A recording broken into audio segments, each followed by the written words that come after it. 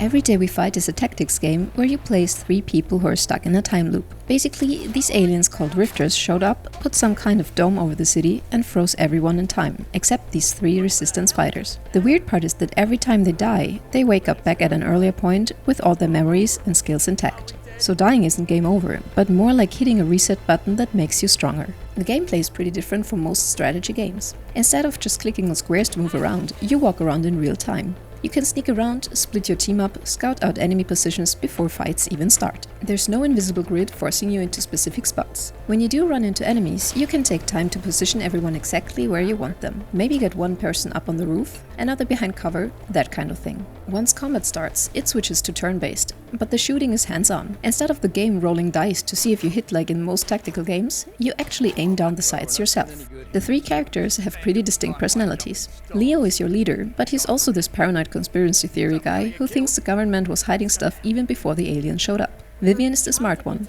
She actually worked with the scientist you're trying to rescue, so she knows the tactical side of what's happening. Dylan is the newcomer who doesn't really know these people yet, and he's always cracking jokes to deal with the stress. Each character has these special reaction abilities that they can use even if it's not their turn. Like if an enemy gets too close to Dylan, he can punch them and knock them out for a few turns. The weapons feel pretty realistic. You've got assault rifles, shotguns, sniper rifles, and the aliens drop their own weapons too. Everything can be customized with scopes, extended magazines, different stocks, muzzle attachments. You find scrap metal around the city and use it to craft this stuff. Ammo is unlimited, but you still have to manage reloads, and different weapons have different action point costs. The time loop setup is pretty neat. Every time you die and reset, your characters keep all their experience points and unlocked abilities, but the world changes slightly. Maybe enemies patrol different routes, or you find different weapons in the weapon stashes. There's a skill tree system where each character can specialize in different directions. You can respec anytime, so you're free to experiment. The city exploration is pretty cool too. You're walking around this frozen war zone where people are stuck mid-conversation and cars are crashed in the middle of intersections. You find these resistance weapon stashes hidden around that you can unlock with special keys.